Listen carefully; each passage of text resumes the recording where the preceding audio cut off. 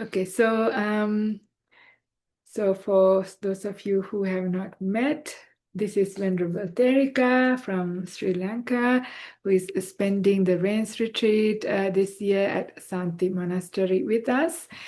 And I invited Venerable to join us today because it is rare to have this opportunity to do a joint Dhamma talk from time to time. And last week we started the subject supports for meditation. And I spoke about, and it was specifically mentioned, supports other than the sila, because we all understand that sila or virtue is the most important number one foundation, right? On top of that, what other things can you do to help your meditation? And we did spend some time talking about the benefits of gratitude and metta, amongst other things, right? But these were the two things that we spoke most. So yeah, last week I did promise to continue the Metta Sutta sequence that we started last year. However, as all things being impermanent, we had a change of plan just a few minutes ago before we started, and thought that we will do a joint Dhamma talk today about the 4 protective meditations, which are also an incredible support for our meditation. And some of these things are not spoken enough, right? One of them is metta, which we spoke and which we will be continuing on, but the other 3 are not always heard, but yet they are incredibly important. But it is also very nice to have the opportunity of having Venerable Therika, who has been practicing for quite a long time, also metta meditation, and these other 3. So we would like to invite Venerable Therika to please share your wisdom and your practice on the 4 protective meditations. Thank you. Sadhu, sadhu. I seek permission from Ayya Karunika. Yes. For topic? Yeah, okay. One moment, I'll bring it a bit forward Okay. so you can speak a bit. Okay. Okay. Today our topic is 4 protective meditation. Buddhanussati mettacha asubhang maranassati. Iti ima chatura rakka bhikkhu bhaveya silava. This is very, very important topic.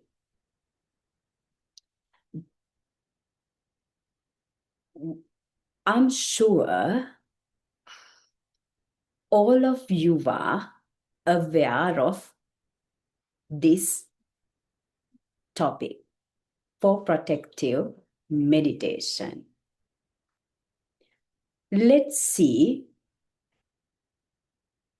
what are those 4 protective meditation. Number 1 is Buddhanussati. Contemplation on qualities of Buddha.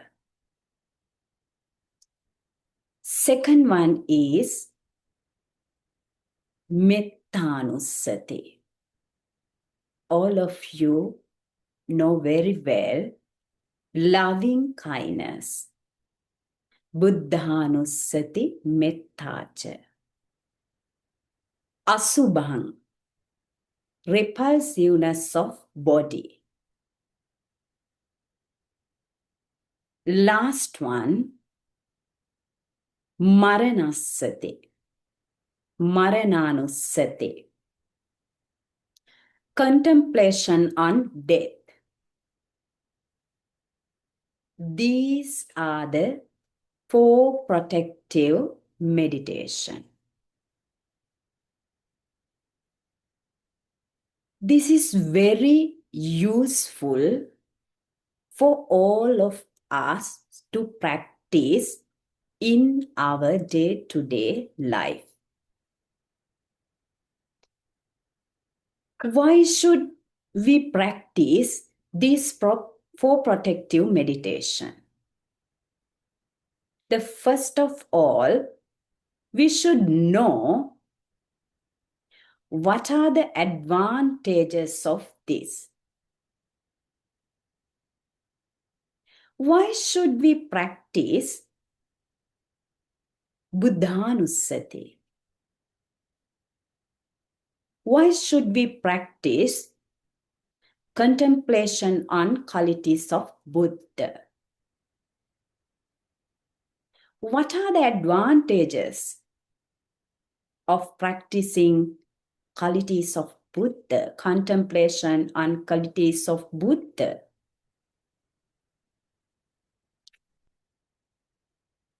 If you practice Buddhanussati meditation, contemplation on qualities of Buddha,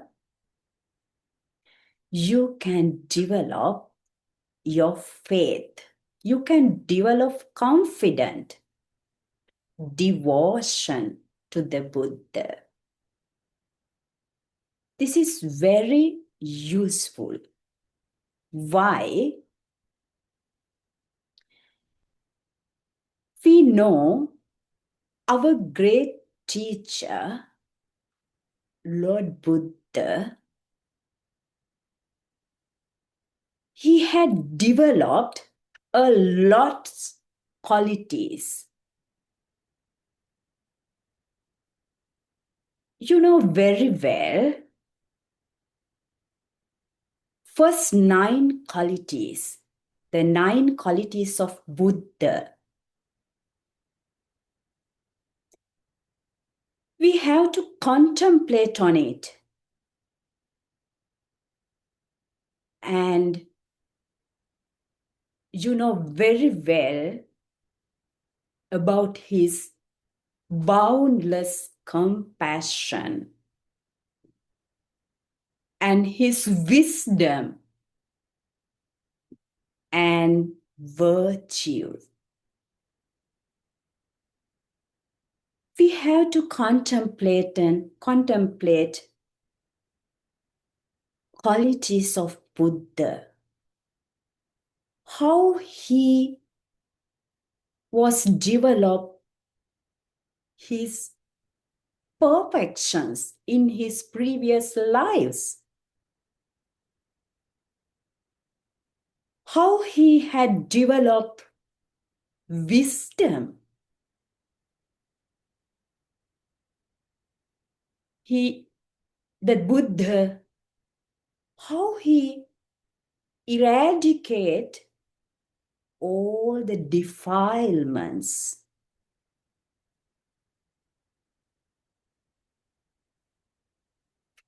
How he developed compassion to all beings. These are the special qualities of our great teacher. When you contemplate on those qualities, you can develop, you can improve your confidence. You can improve your faith. The Shraddha is the most important Dhamma point all we must have to develop. That's why we should have to practice contemplation on qualities of Buddha.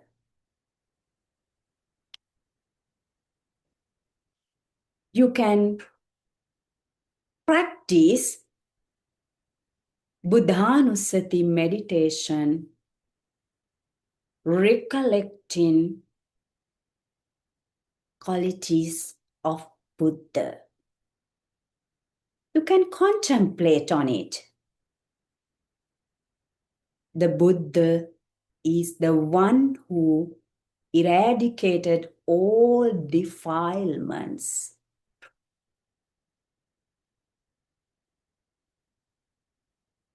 He's the one who realized Four Noble Truths completely.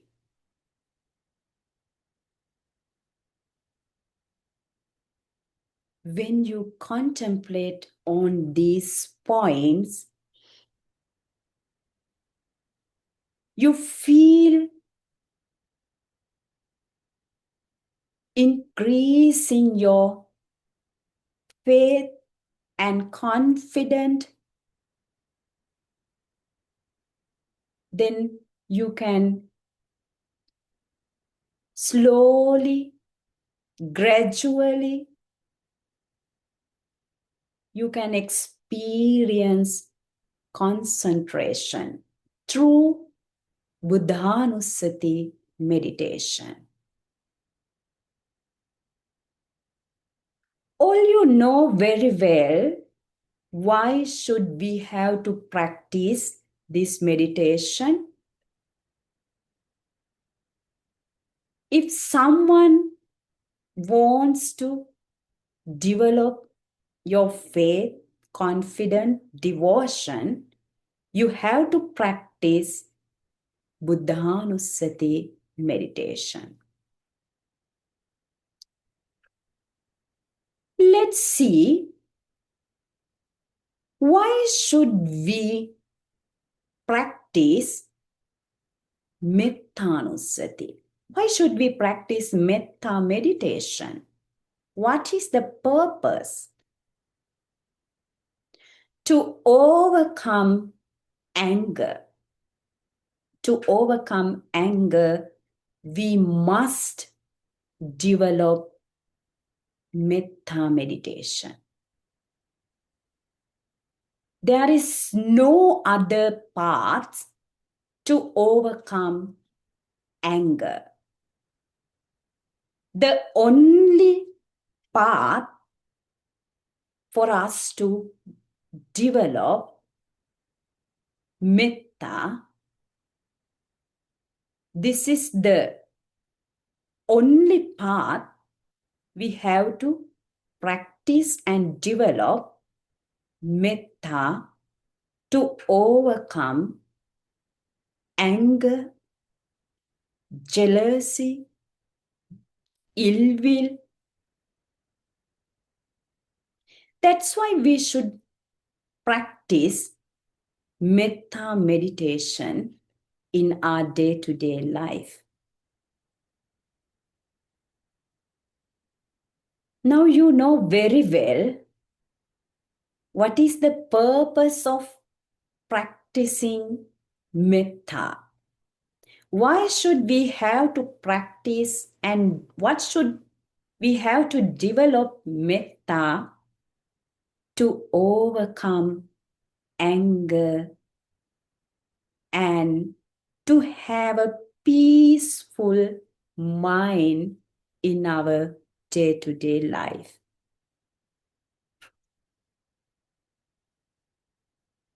Third one is asubha, repulsiveness of body. Why should we practice repulsiveness of body, asubha? Why? What is the purpose? What are the advantages? All you know very well. We have attachment into our body. Except Arahant and highest level of practitioners, all of us have attachment to our body. How should overcome this attachment? How should eradicate our attachments and desire to our body, to others' body, not only your body? We have attachment to others too.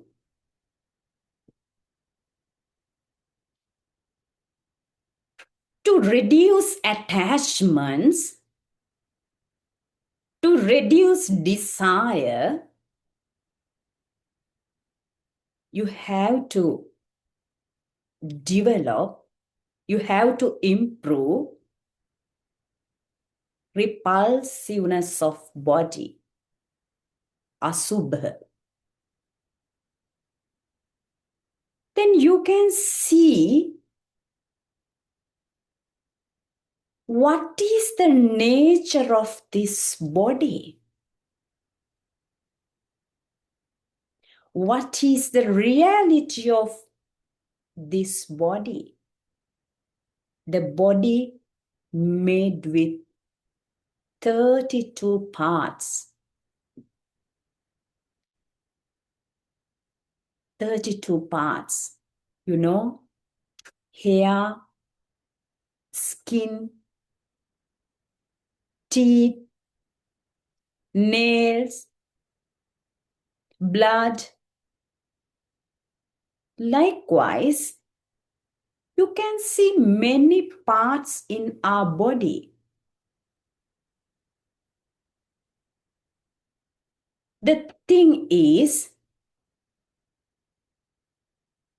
we don't see reality of our body.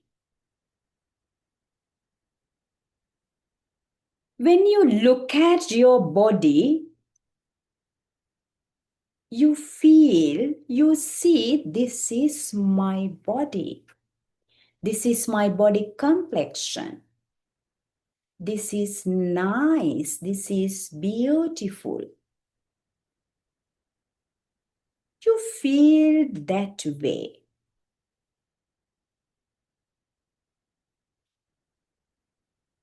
Wise practitioners who are practicing Dhammapat very well, they can see reality of your body with concentrated mind. You can see inside of your body, not outside. But most of the people, they see just only outside appearance. But meditation practitioners, they can see clearly, they can see inside of body. The body made with different type of parts. You can see clearly organs, the body, inside of the body. You can see that organs. This is heart, this is kidneys, this is lungs. You can see very clearly when you open your skin, see the inside of body. See the reality of your body. Where am I? You can see clearly. then you may understand just only 32 parts. There is no body, just only a body parts. Why am I attached to these body parts? These repulsive body parts.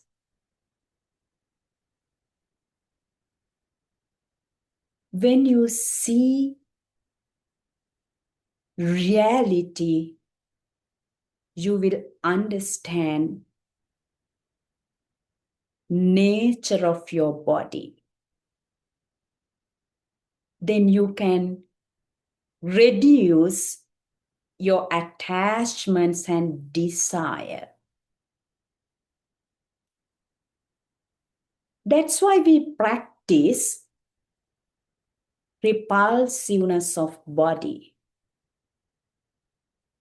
The last one, contemplation on death, Marananusati.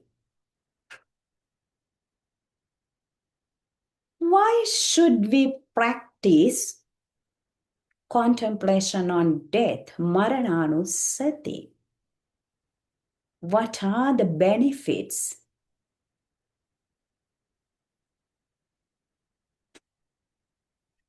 The Marananusati, contemplation on death, is very useful for all of us to practice letting go. This is the very, very useful practice. How can we practice contemplation on death? All we know very well, death is certain. Life is uncertain. Our life is uncertain. Death is certain.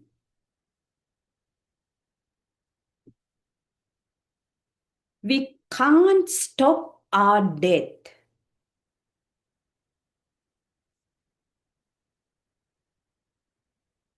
If you can practice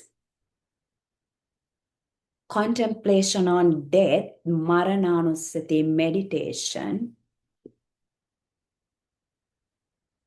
you can face to your death without any fear, without any uncomfortable feeling. While practicing contemplation on death, Marananusati, you have to realize my life is uncertain. Death is certain.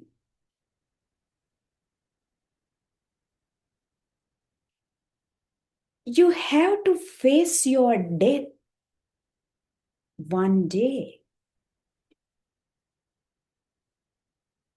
We can't skip that. All of us have to face our death. It may be today, maybe tomorrow, maybe next month, maybe next year. We do not know exact day, but we have to face on it. We have to accept our death. Acceptance is very useful. While you are practicing contemplation on death, You have to accept your death. You can contemplate, this is my death moment. While practicing your death meditation, Marananusati meditation, you have to contemplate on it, this is my death moment. I have to leave everything, pleasant or unpleasant, whatever you feel, you have to leave from everything. You have to let it go.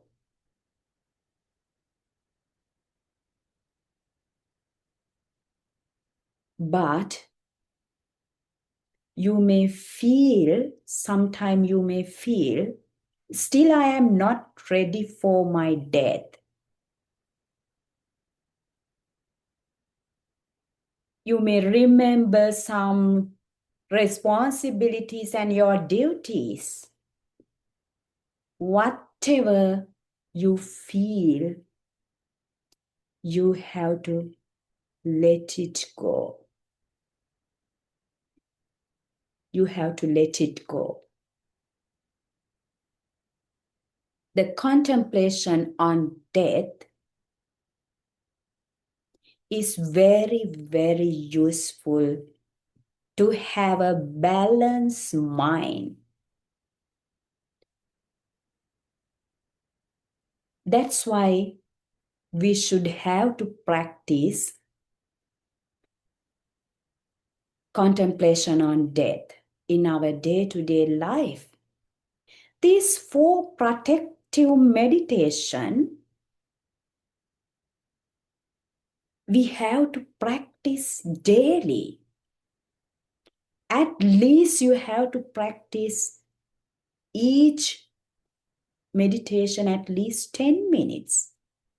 Contemplation on death, you have to practice at least 10 minutes per day. It is very, very useful, practical. These 4 meditation, these 4 protective meditation supports for our practice. Whatever you practice, maybe breath meditation or vipassana meditation or samatha practices, whatever you do, these 4 protective meditation is very useful for us to improve our own meditation. Therefore, please keep in practicing these 4 protective meditation in your day-to-day life. I invite Bhikkhuni. You can add some more Thank you. points. This is really very beautifully and very clearly explained. Therefore, thank you. And while I was listening, I was also contemplating why are they considered as protective meditations in this occasion? Yes. What are your thoughts on that? Protective. Why yeah. are they called? How and what do they protect? Yeah, they protect our mind. Mhm. Especially they protect our mind, especially in our day-to-day life. There are many distractions from the 5 hindrances. Right.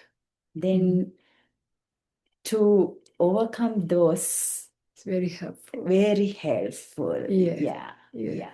Yes. Protection. Yeah. During the last week's talk, we spoke the power of just metta to take care of the 5 hindrances. This was based on a beautiful talk which we uploaded to the channel by Ajahn Brahmali called Blast with Metta. However, I mean, metta meditation is specifically for the second hindrances, even though it also has the power to take care of the other 5. But let's just take about the meditation on repulsiveness of the body. Now, this is a really important one, right? It is one of the very primary distractions of our mind, whether we like it or not. Our strong attachment to our own body and the attraction to the bodies of others, especially of a sexual nature as well, is a big hindrance to move forward. Right? This is a very kind of almost biologically also in us. So all of these things our bodies make up goes against the Dhamma path. So it is not a small thing to overcome, and without having overcome, it is hard to break the cycle of being born, right? Because it is because of our attachment to the eye that we want to see, our attachment to the ear that we want to hear, our attachment to the nose, we like to smell nice things, and our great attachment to the tongue, we enjoy our food, and to our body, to experience all kinds of pleasing sensations, and the mind as well in this occasion, but especially the body. So it is a big hindrance, and to be able to enjoy the bodies of others, which is the kind of a delusion, because when you think about it, there is nothing much to enjoy. But we have, sort of have this very wrong view, wrong understanding about what a body really is. So in that we get really sidetracked and gets really difficult. When lust invades our mind, we can forget about meditation, right? It's not possible. So therefore, it is really important to use this meditation. Many people don't like to do it, don't find it useful, but it is the right way of doing it is important. It is not thinking in a very disgusting, yucky way, and you feel really disgusted, so much so that you want to end your life, which also did happen to some monks during the time of the Buddha. They practiced it in the wrong way. But it is rather just having a correct understanding of the body. What is it? I often say that, think about the most attractive movie star of your choice, like you think is so attractive, so beautiful. And then, you might think they have beautiful hair that you want to stroke. But what if a lock of their hair falls into your dinner plate? You have a different feeling. You might think, oh, they have a beautiful smile, beautiful teeth. If they take one tooth out and give it to your hand, would you want to touch it? Right? This is the idea. You might say, beautiful eyes. If they could take one of their eyes and give it to you, would you want to touch it? Right? So this is the idea. As you see it as a whole, we sort of have this distorted perception to perceive it as beautifully, probably biologically, chemically supported just for the procreation to happen, which is what samsara and the Mara wants us to do. But the reality is we know individual body parts taken are just body parts. It has a repulsive nature, but it's not like kind of disgusting, but they're just body parts, that's all.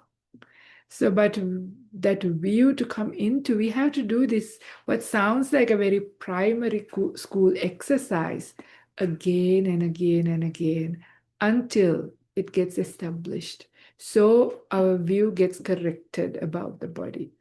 And this is no small thing, because these are very strong biological forces. But nevertheless, we need to do this. And so to overcome the first hindrance, like lust, yeah. And of course, metta meditation is the direct antidote for the second hindrance, which is anger and ill will. How about this laziness, sloth and torpor, and pushing away? I'll meditate tomorrow. I'll meditate tomorrow. I have no time today. That kind of mind state, which some people are very familiar with. They even come and say, "Yeah, I know that I should practice, but I feel lazy. Sometimes no motivation, no energy to practice." And a really good antidote for this is contemplation of death. If you really, really take that on board, the idea that, not only that we are going to die, but we don't know when. This is the part, right? We don't know when. It could be before the end of this Dhamma talk. It really could. It could be even before I take the next breath, even I could die. Right? So this is really possible. This really is possible. When we come with a sickness, then we think, oh, yeah. But after we get better, we forget about it. Right? But if we remember often, so Marana Sati done correctly is just remembering I could die anytime and remembering it throughout the day often. It doesn't even have to be just a formal sitting meditation. The formal sitting meditation will really empower your mind strongly so that it's in the background. Because for us, the background is we are going to live forever. That's the feeling. We know it's not true, but it feels, oh, we have many plans for next, not only days, weeks, but for years that we will do this, go there, so many things. So the general idea is we are living for a long time. Even for somebody who is 80 or 90 years of age. Very few years left, in human, life expectancy. Even then, the feeling for most people is the general feeling is still a long time to before I die. So this gets reversed when we do this death contemplation in the right way. That I will die, but I don't know when. It could be any time. Then there is no time to lose comes into being.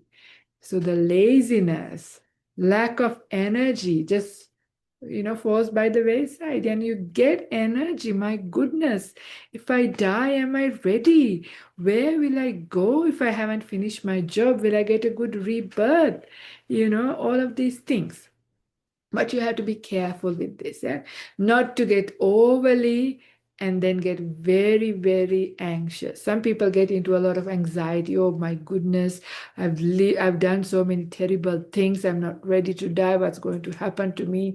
And start worrying and then want to get enlightened now, and then start to put forth effort in the wrong way. So we have to be careful here, right? The idea is to do and die while practicing will be okay, even if you don't reach. So, not to stress out and get anxious, but do it in the right way where you, instead of becoming lazy and putting off the practice until tomorrow, you do it whatever you can. You put in the time, whatever you can right now.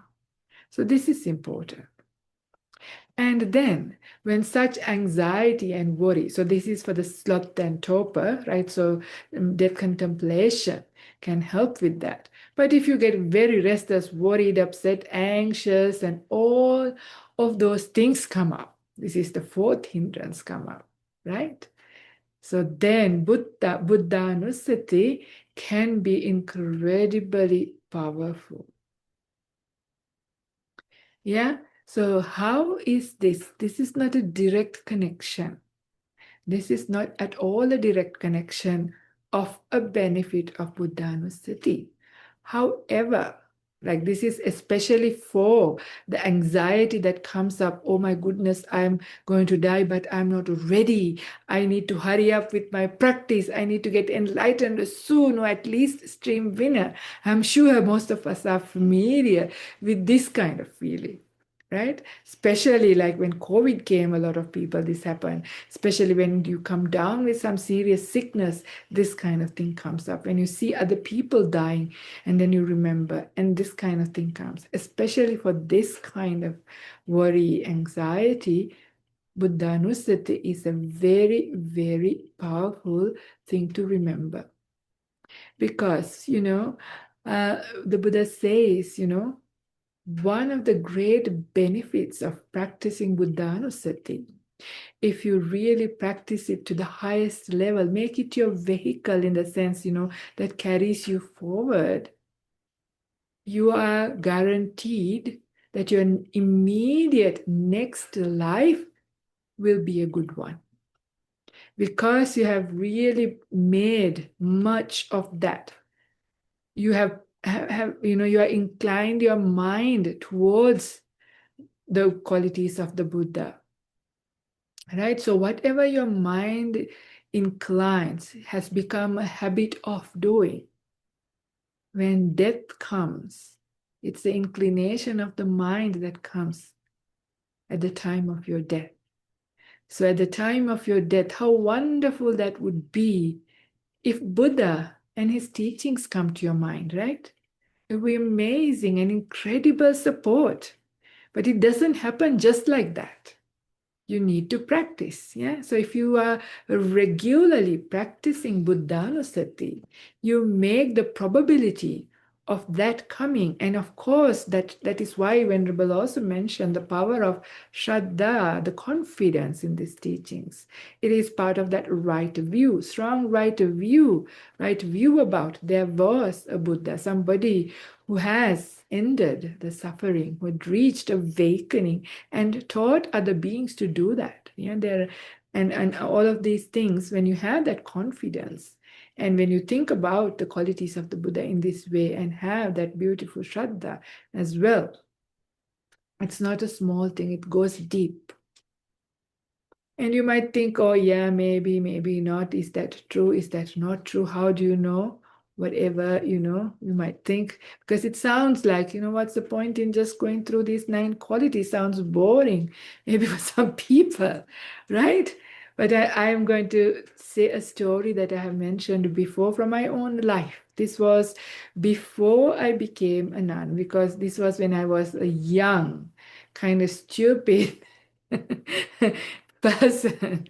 I was in my 20s, right? And I had one of my friends come over for a visit, and I took my friend on a walk, and we went to an island called Penguin Islands. I was at the time in Western Australia, and Penguin Island is about a kilometer into the ocean. And you can wade through the water through a sandbank. So you can walk to the island pretty much. Generally, people go there, and in the past, I have always been there on a weekend, and we go in the morning and come back in the afternoon. So, this is what we do. However, this time we were both working, so we didn't have much time. So, the evenings were the only time we had time for sightseeing, and it was summertime, so the days were longer. So, we decided to go there in the evening, and it was a weekday, and there was nobody else there. But of course, young and stupid, I didn't think why. Didn't think much. We started walking, and we went over and we decided, oh, let's see the sunset. It'll be nice to watch the sunset there. Watch the sunset as well, and then started walking back. Still talking because we have not seen each other for a long time, about 10 years. So we had a lot of catching up to do. And while we were walking back, suddenly I no longer could feel the bottom of the ocean. I couldn't walk. And the second stupid thing, I can't swim. What was I doing in the big ocean walking when I can't swim, right? It was an incredible moment where now I can't, and I'm going to just go down, right, and sink into the water. But of course, one of my friends who happens to be in this audience was always trying to show me how to stay afloat. But every time she was trying to show me, I would sink down. That is incredible how skilled I was in sinking down than staying afloat. But of course, at that time, you want to stay alive, so you do everything you can. So I managed to keep my head afloat, and my friend had a really hard time now. Of course, he could swim, but he was only a small fellow, so he couldn't really carry me and swim. And it was a long way to go to the main island or go back to the mainland or to the island. We were right in the middle. So I told him, "You continue swimming and see whether you can find help. I'll try to stay afloat." It was really devastating moment, but he didn't started swimming. So he went and I was there by myself, just a little head now in the big ocean, nothing that you could see because it's flat, right? Ocean is flat. And we left after sunset, so it's getting dark, right? And I'm now trying to keep myself afloat. And I started to feel my muscles were getting fatigued. I realized I can't keep going too much longer. And I can't see anybody anywhere near, right? So I decided to give up. I realized this is the day I think my end has come, unfortunate, right? But what to do? Yeah, as I realized I am not going to make it. So at that time, I thought, oh, what a shame. I've just started my Dhamma path at that time. I've just started. And one of the first things I had always wanted to know, because I used to be able to parrot out the qualities of the Buddha, the Itipiso Bhagava Arahant, but I never knew the meaning. But that was one of the first things that I got a little book from the local temple, and I had learned all this. So I knew what the meanings were. But of course, I've never known about any Buddha Anusati meditation, haven't ever done anything, never mind. So I knew that. But anyway, I thought, my goodness, I just started practice and I'm going to die now. Then I thought, I made a wish. May I be born in a place where I could continue what I have started, right? And then, of course, when you're desperate, you do try anything. I was a scientist who doesn't really believe in all kinds of things, superstitious things. But I've heard there is this power of truth that you could do, satyakriya. So you'll try anything, right? So I thought, oh, may by the power of the Buddha's qualities, may I be saved. I tried all of those things, right? I thought all of those things. And then finally I thought, okay, that's it. So in my mind, I started to let go. I'm still, doing whatever I can, but I knew once I stopped that, I will start to sink. But when I, started to sort of really settled my mind to die ready, at that time, it was really incredible what happened. Yeah. Suddenly, like there was this incredibly bright light. Many people who experience near death it also talks about, but that is they have already departed. So I was only near to death. I wasn't really, dying. I wasn't sinking. I was still breathing. But this bright light start to come, yeah, appear in my mind. With that, I also started automatically, very slowly, contemplating the qualities of the Buddha. Because I have now learned the meaning, as I said, I only said in Pali, Itipiso, Bhagava, Arhang, like that, but I knew what each word meant, right? And I was doing that so slowly. At that point, I can't remember anymore floating, the struggle, what happened, the time I can't remember. Time was different. I remember being very bright, very alert, very peaceful, almost blissful, but going through this Buddhanusati over and over and over and over again. As this was happening, I heard the voice, "Oi, oi." I looked back and there was this guy on a kayak, from the ocean side. Interesting, right? From the ocean side. So of course I quickly went and hanged on to his kayak. And then he of course said, what has happened, that we have got the tide was coming. That's why nobody else was going to the island at that time of the day. That's my stupidity of not realizing about the tides. We went at the wrong time. So the tide was really coming. We got drifted away from the sandbar, and that's what happened. And then, of course, at that time, by this time, my friend had gone over to the mainland and also sent two other people. But this guy who came and secured me first was not very happy about my stupidity. He didn't say that he'll take me to the mainland. He said he'll drop me back to the sandbar. But anyway, the other guys came, so I was saved that day.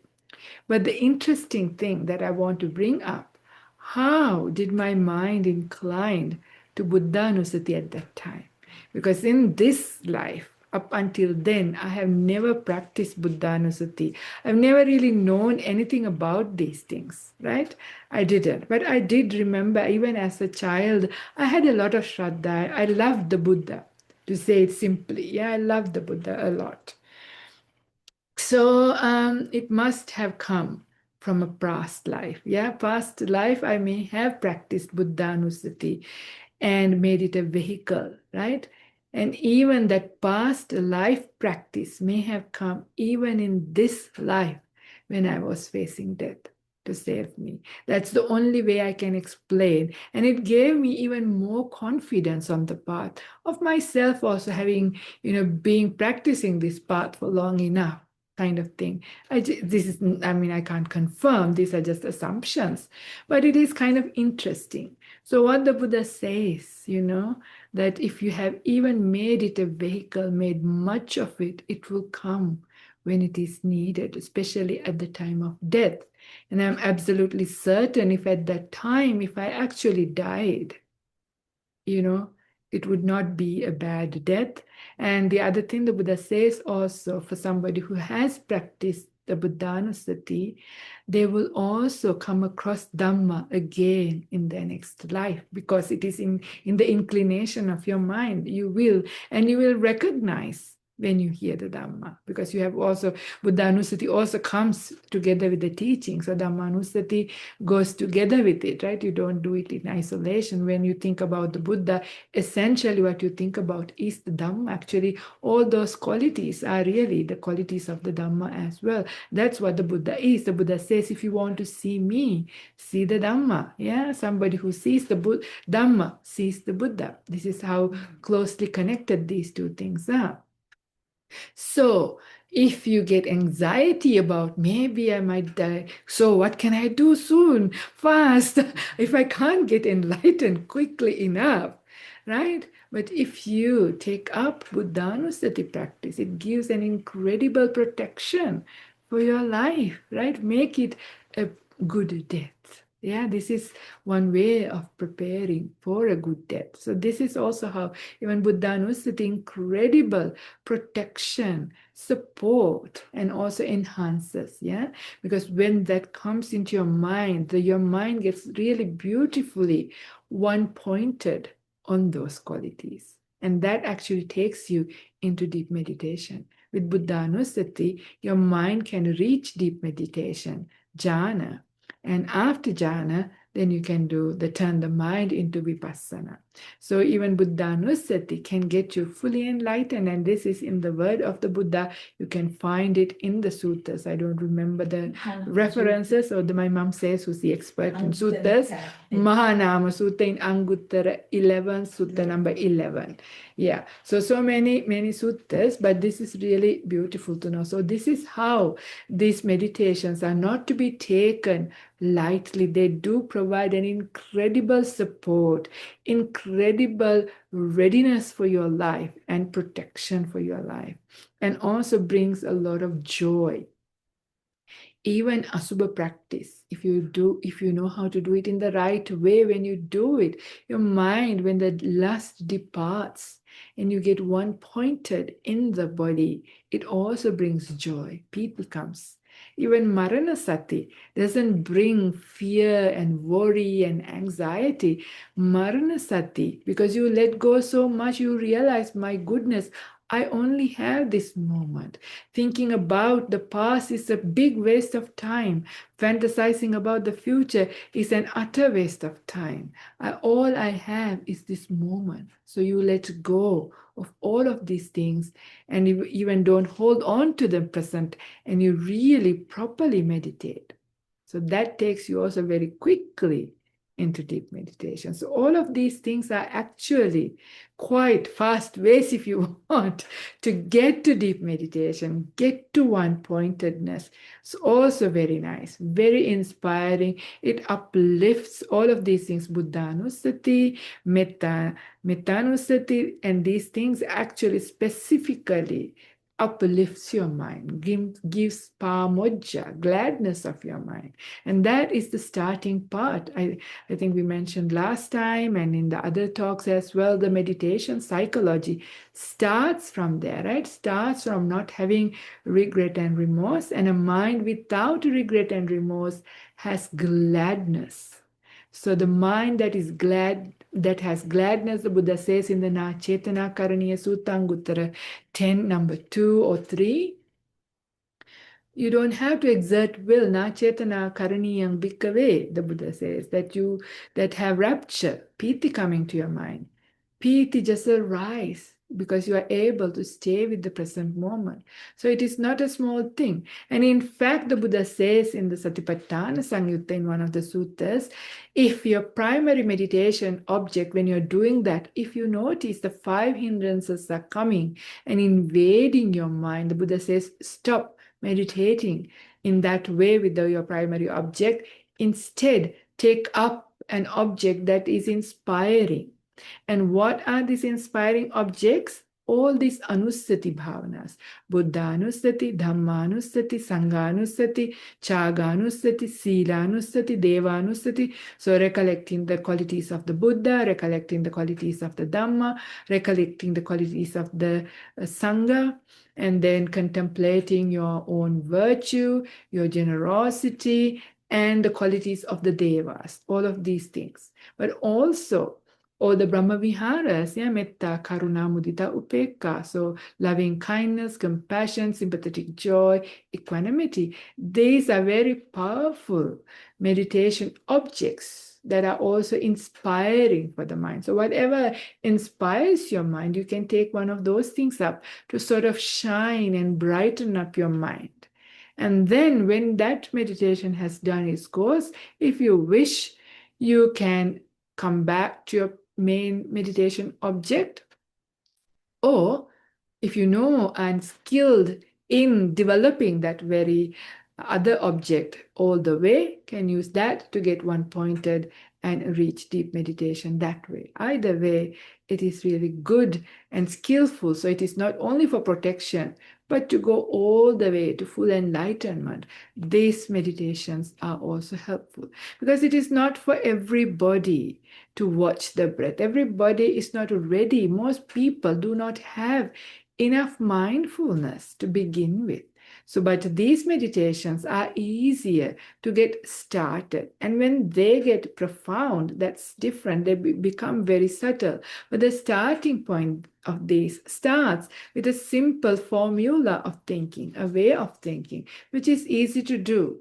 But as the mind gets one pointed on this, it gets smaller, it's only one word, and it gets, settled in. But it is easy to do. Also, it establishes mindfulness quite easily. So it is actually really, really helpful, an incredible support, and a good thing to remind. And our job was to encourage you also to try these different methods of meditation, become skilled in them. And you can find beautiful guided meditations on these, many, many monks and nuns. And I'm sure Venerable Therika also offers in her channel these meditations. So try them out and practice and use them as a support.